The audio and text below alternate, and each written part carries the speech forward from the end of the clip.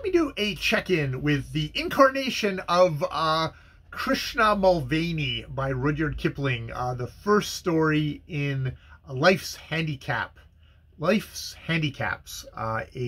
I think it's 1891 work by Kipling. I've decided I'm going to read all or a good hunk of his works that are set in that are published within my time period from 1890 to 1910, which for Kipling is a very productive period. So I will have a lot to read. This first story, we're kind of going into it's really Kipling. He's following a couple of private soldiers in the English Imperial Army in India. They are brutes. They are fighters. And they're also just sort of the cream of the crop of Britain. There's a definite celebration of this imperial colonial army, which, is not surprising for the time. The N word has popped up in the vernacular. I wasn't even quite sure what I was reading until a couple of the ways through. I've read it out as vernacular. When it comes to just being the N word, just that, I'm just going to say N. I'm not saying that word. Even in a reading out the thing, it's like fuck. I mean, they also use stuff like coolies and other derogatory terms for the native peoples. There's a hilarious thing of that one of the civilian paymaster guys gotten hold of a palanquin and has forced all the people, the black people working under him, the Indian people, it's not black people, but Indian people working under him, they have to contribute like 9/10 of their wages to a raffle, and then they win the palanquin. Except, well, you can't win it. You can't carry it away. So get out of here. So he's basically just taking their money and stuffing it into the palanquin. And Mlvny, the head of this trio of Mlvny, Leroyd, and Osiris, he's a wacky Irishman, which Kipling quite loves, and quite loves to do the vernacular of. What is it, vernacular? He seems to be doing a good job, because I find myself putting myself into a some kind of a fuck me kind of horrible hacked Irish-ish accent that I'm doing as I'm reading it out. He discovers this and is outraged, and so just determines that he's going to get his big friend Leroyd to fight Dursley, the guy who's got it, to be able to take it, and then they'll get to sell it off. It's it's like, oh, it's terrible that you're exploiting these coolies. So I'm going to take it away from you. I'm not going to really do anything for the coolies or helping them.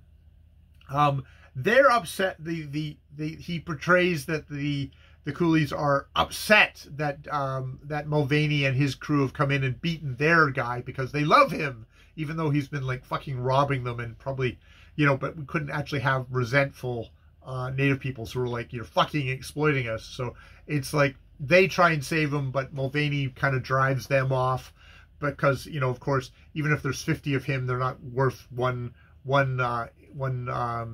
person in this British army. I can say British when it's Irish, right? Britain, Scotland, Ireland, stuff like that. I'm assuming that Mlvny is probably a Protestant Irish, which is the side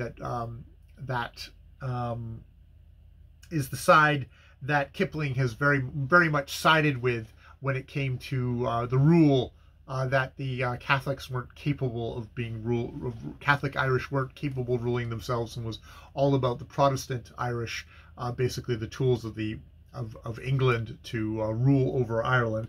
But we won't go into that, even though I just did there. So he's gotten this thing. He's took it back.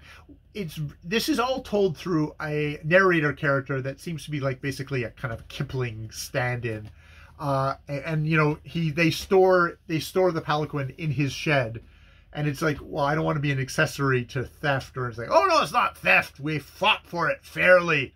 He's told me if you can fight me and win, you get to keep it. So they did. And then Mlvny takes 3 days off. He's been dry because he hasn't had the money. Now he's got a whole ton of money. They gets loaded in there, hires 6 guys to carry him off, and he disappears. And they don't know where he's gone. And he's like, is he dead? They go back to the guy he fought, and he's like, yeah, he came by and he mocked me for picking the wrong guy in the fight, but I just gave him some more booze and he buggered off. But I didn't kill him. So he's gone off, and they do not know where he is. And he got leave, but he's well past his leave now. And the colonel is like, you know, people are telling him that Mlvny has deserted, and he's like, no, he's not like more likely to desert than, like, you know, you are, the adjutant who's bringing this up. It's like, no, the thing I'm sorry about is I'm gonna have to shove him into confinement for 28 days, and I actually sort of need him to whip new soldiers into spit and polish, shine them up, make them into real soldiers when these new recruits come in. He's really good with the Irish ones, which are the dregs, but he also, the English ones even love him. It's like, you know, how does he do it? And he's like, well, you know, he does it with a blarney and it's a belt buckle. You know, he talks them and he beats them into soldiers, which is what apparently they need. He's the core of this fucking colonial army that Kplng is obviously quite enamored with and thinks is doing a tremendous job.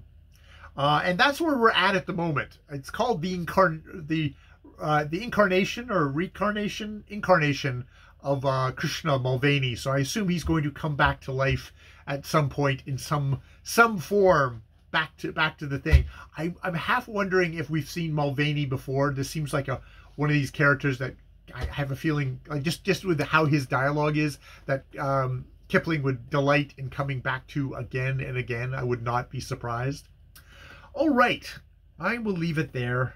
I have been Jay. Yeah, so this is 2/3 of the way through this long story. Apparently, this is front loaded with a bunch of like much longer stories, and then it's going to be shorter ones as we pick up speed through this first collection, Life's Handicap. The first collection that I'm reading out loud, Life's Handicap. So, yeah, I'm gonna have to deal with racism, colonialism, a lot of vernacular language.